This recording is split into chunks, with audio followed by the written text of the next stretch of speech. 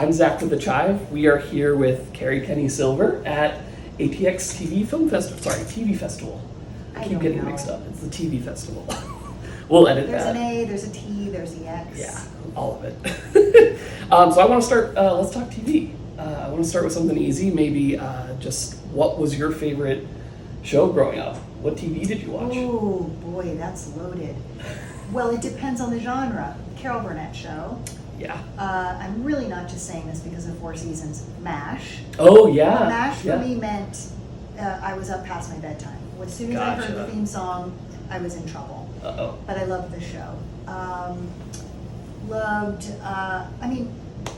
There wasn't a lot on at the time. Yeah. And so you watched what was on, but those were two big ones for me. Nice, nice. Okay, now you have a new show. You mentioned it, The Four Seasons, which is streaming now on Netflix. This is a dark and kind of a sad piece.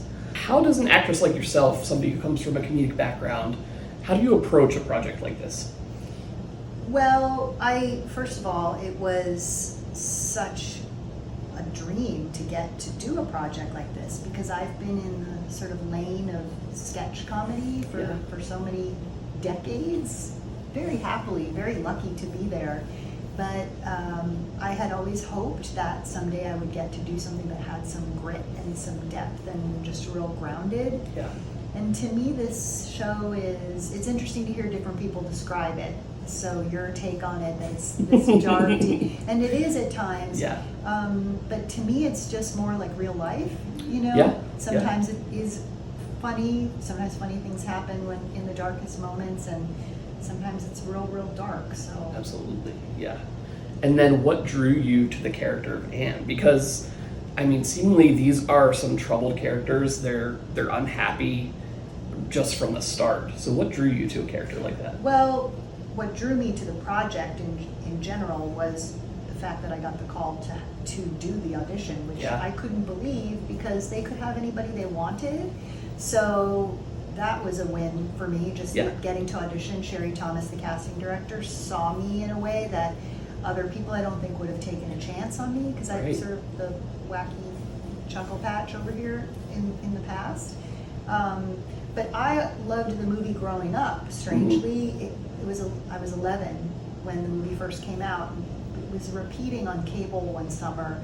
It was right around the time my parents had gotten divorced, and so that sort of I saw myself in there. I saw things I recognized, and I loved the idea of is this a comedy? Is this a drama? What is? I love these people. I know the people. Right.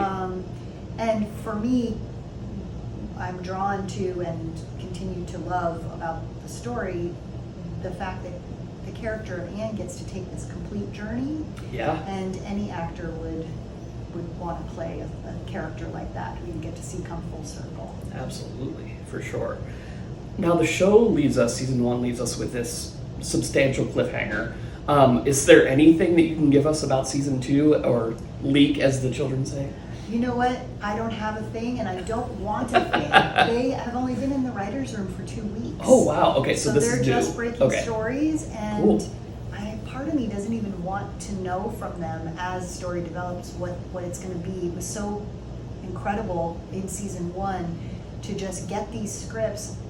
I mean, when the shocking episode happens, I won't say what that is, we were given that script about an hour before the Zoom table read for it. So I kind of like that, discovering it as it's happening, almost hot off the presses kind of energy. So I don't know, and I'm just as excited as you to find out. Yeah. Well, congratulations for being signed on for another season. That's going to be awesome. I've had actors who hate this question. I hope you don't. But do you have a favorite role from your career? I'd imagine Anne has to be up there now, right? I would say yes. This, by leaps and bounds, is my favorite character I've ever played. Obviously, I will always have a place in my heart for Trudy Weigel. And it's just a different animal. Right. You know, it's an entirely different thing, and I will always and forever do work with the state and you know, Tom Lennon and all those guys.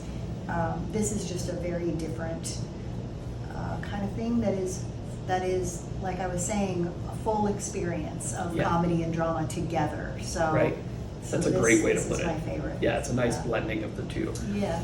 Speaking of your career as a whole, I want to talk about some other projects.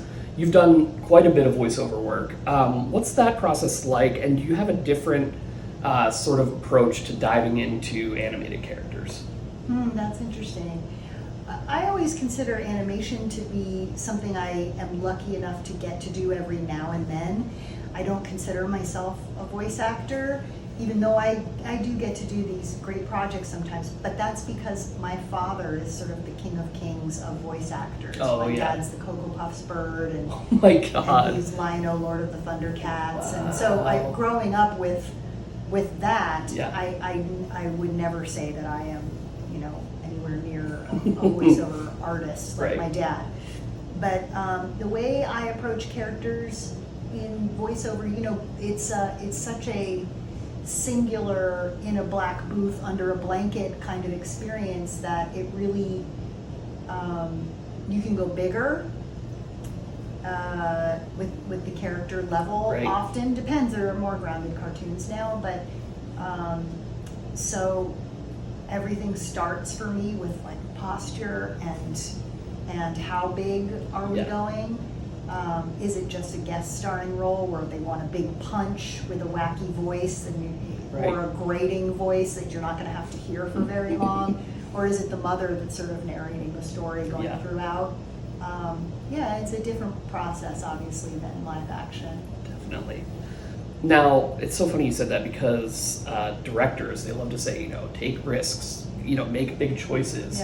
And then that way I can, you go out there, I'll reel you back in if I have to. Do you like that sort of work? What I like is when those rare moments when I feel like I've hit the sweet spot where I am writing the tone of the show. Yeah. And that's always tricky because I don't ever want to be bigger than the room, and I don't want to be more subdued than the room. I want to ride whatever that line is, and that line isn't always on paper. It's oftentimes created with the actors around you in combination with the writing. And sometimes that tone can change. Reno, we started Reno, the pilot anyway, 25 years ago. So the tone has changed, it's gotten bigger. But it just depends. It depends on the show. It depends on the sort of journey that the energy of the show is taking. And I love it all, as long as you're hitting it right. Right. And I think you have a great talent for finding that balance. Well, thank you. But it's great directors. It's getting to do second, third, fourth, and fifth takes. It's all the things. People would say to us all the time on Reno, gosh, you guys, everything you say is funny, because it's an improv show, and I would say, oh dear, you're only seeing what's chosen. That's not just, you're not seeing the one, it's not one take. Yeah. It's not adolescence. For sure. Yeah. Now, you've been a part of some iconic ensemble casts. You do it so well, you just kind of fit in. And I think that's a testament to your work ethic and that people want to keep working with you. And that's a great thing. Do you have any behind-the-scenes stories or a fond memory? I'm going to throw some shows out there, and you can tell me whatever you want. Okay. So anything from Wanderlust or Wet Hot American Summer? Wanderlust was heaven. I mean, think of the people that Justin Theroux, Paul Rudd, Jennifer Aniston, of course, David Wayne, Ken Marino, Catherine Hahn. Give me a break. We had the time of our lives. Yeah. Jordan Peele, Yeah. Alan Ackerman. We all lived together essentially while we were filming that movie. Like on a commune, essentially. Yeah. It was heaven. Heaven. Yeah. Wet Hot American Summer, I was only in one scene and it was deleted. When Joe Latruglio steals the motorcycle outside the tent, myself and David Wayne were inside that tent. And we came out and had a very long discussion about the fact that my husband was in dental school, and now what are we going to do? You can't get to your classes. Someone has stolen the motorbike. And as we were filming it, I was going, this is going to get cut. What? I mean, on what planet is this A, interesting, or B, ever going to make the cut of this movie? Yeah. So I mean, but I love those guys and we'll work with them forever. That's awesome. I love that. That was all I had, but do you have anything else to say? Anything else promoting, Four Seasons? Well, we have the state documentary is premiering at Tribeca Film Festival next week. Cool. Okay. And Matthew Pernicairo directed that movie. And it was actually a year ago that we were shooting here in Austin at the Paramount Theater, right across the street. And that I'm really looking forward to that. And I think the fans of the show will really enjoy that story. So, and then of course Four Seasons season 2. Yeah. So we'll see what happens. We're excited. We're excited to get started. So cool. It's such a full circle moment too for you to be here and with all that going on. I know. Feels like a dream. That's great. Well, thank you so much, Kerri. This was amazing. Nice to meet you. Yeah, you too.